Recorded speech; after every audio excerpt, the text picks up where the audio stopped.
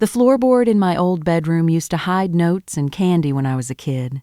This time, it hid nothing. Just empty space where an envelope with almost $16,000 should have been. The money I'd saved for my little sister's tuition was gone. I sat there with dust on my hands, and I didn't cry once, because I already knew exactly who took it. My name is Sarah Kessler. This is what happened after I decided to stop rescuing her. Our house outside Cincinnati always looked calm from the street. Fresh paint, trimmed hedges, the kind of place that smelled like laundry soap on a Sunday.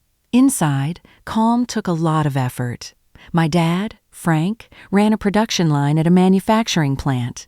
My mom, Carol, graded papers at the kitchen table until midnight. We weren't rich. We were steady. Steady enough that I learned to earn what I wanted, while my little sister learned she only had to ask. Chloe was born 4 years after me, right around the time my dad got a promotion and my mom finally had summers off. From day one, she sparkled. Dimples, bright eyes, a voice that could turn please into a command nobody questioned. Teachers loved her. Neighbors remembered her birthday. I was the serious one. When she cried, the whole house rearranged itself to fix it. By high school, the differences had turned into rules.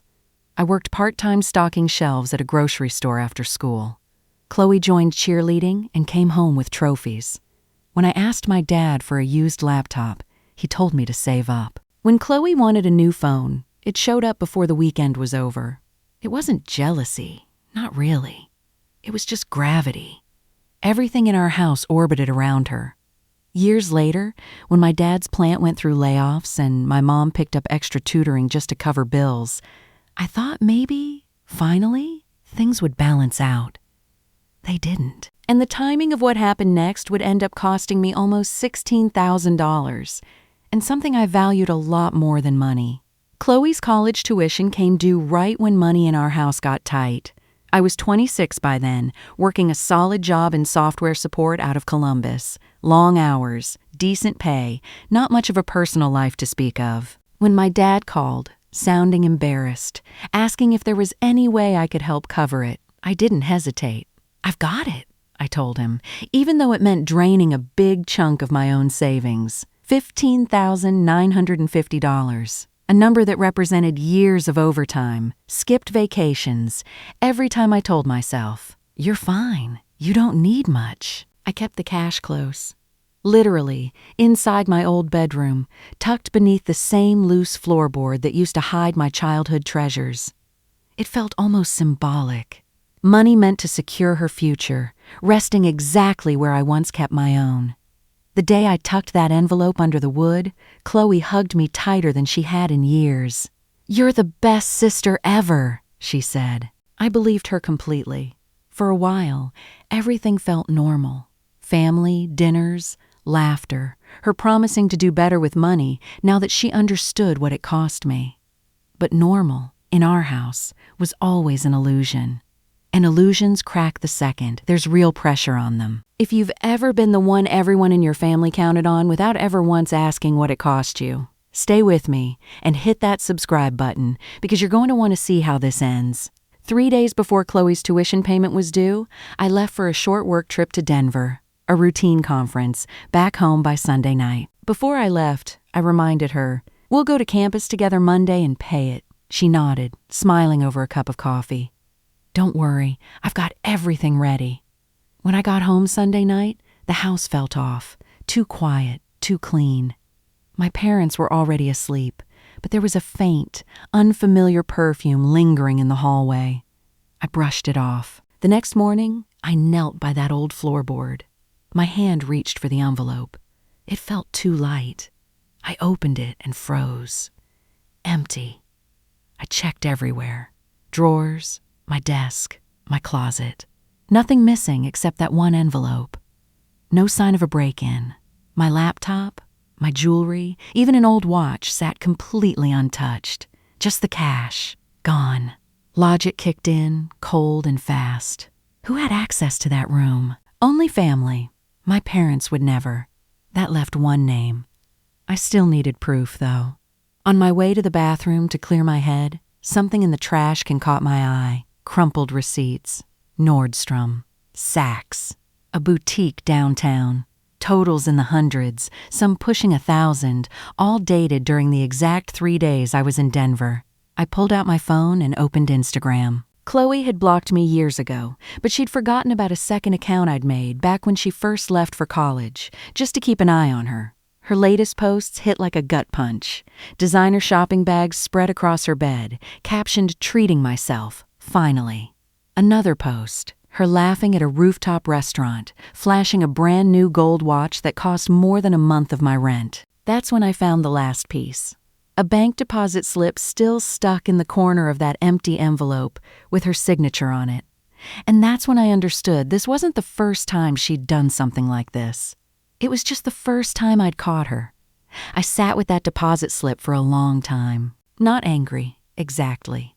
Calm, in the specific way that means a decision has already been made somewhere underneath the anger. The front door slammed just after 2 that afternoon. Keys clattered into the bowl by the entryway. Then came shopping bags brushing against each other, the unmistakable rhythm of someone who thought they'd gotten away with something. Chloe appeared in the kitchen doorway, cheeks flushed, dressed like she'd walked straight out of a boutique ad, 4 designer bags dangling from her wrists, that gold watch catching the afternoon light. "Oh, hey," she stammered. "Thought you were still in Denver." "Wrapped up early," I said, voice level. "Productive trip. Looks like you've been busy, too." She glanced down at the bags and tried for a smile.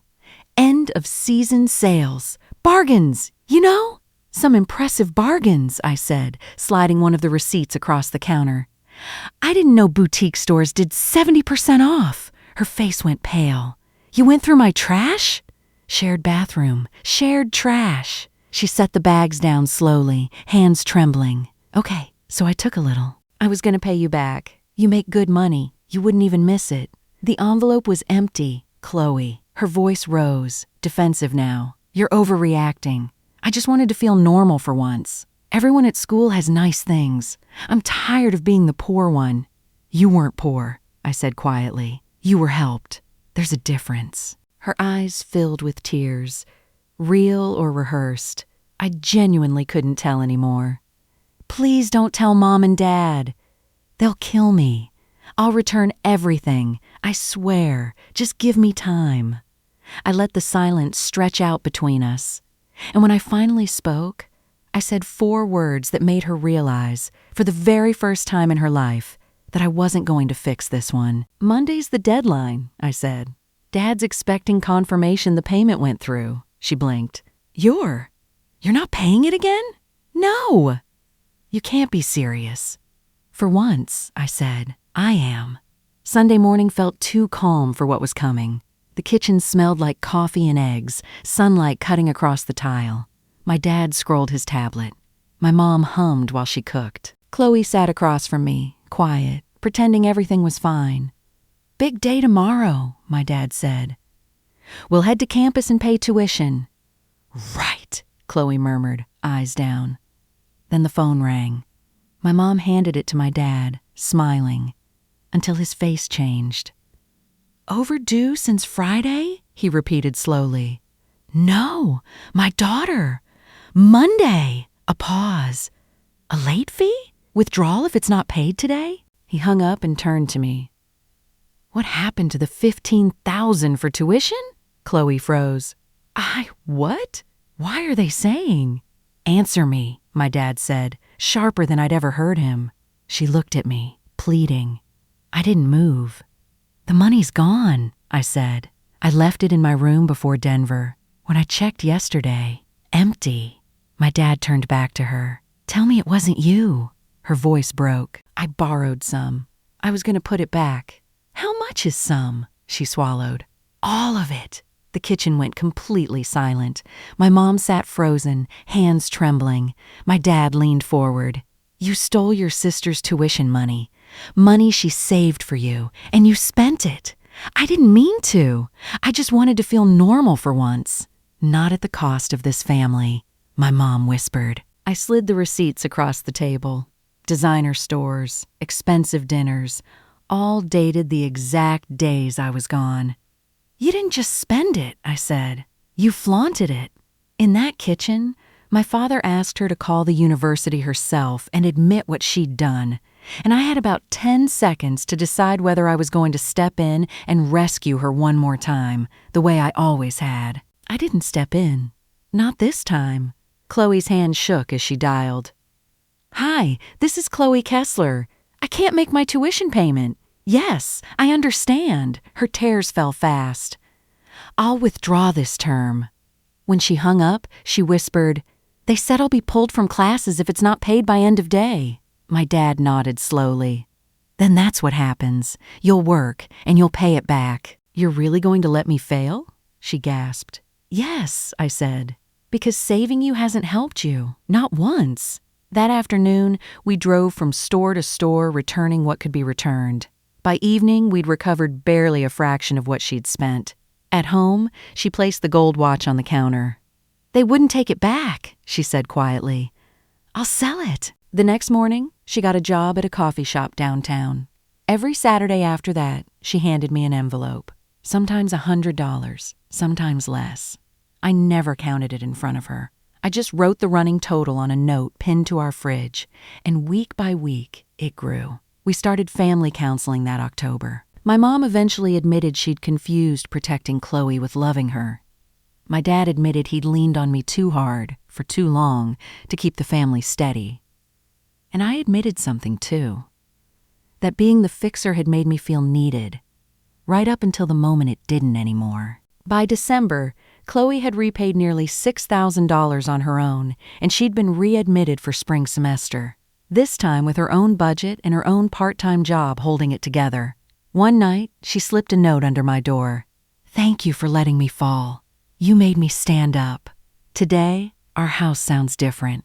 No slammed doors. No late-night whispers about missing tuition. Just the coffee maker running at 5 in the morning and her footsteps heading out to work before sunrise. Here's what I learned from all of it. Love isn't always the hand that catches someone before they fall. Sometimes real love is the silence that lets them fall just far enough to learn how to stand back up on their own. And you can't fix someone's insecurity by quietly absorbing the consequences of it forever. If you've ever had to make that hard choice, help them or finally let go, I'd genuinely love to hear about it in the comments, along with where you're watching from. And if stories like this, one speak to you, please hit that subscribe button and turn on notifications. It really does help a small channel like mine keep going, and I'm grateful for every single one of you who takes the time to watch. Until next time, take care of yourself, too.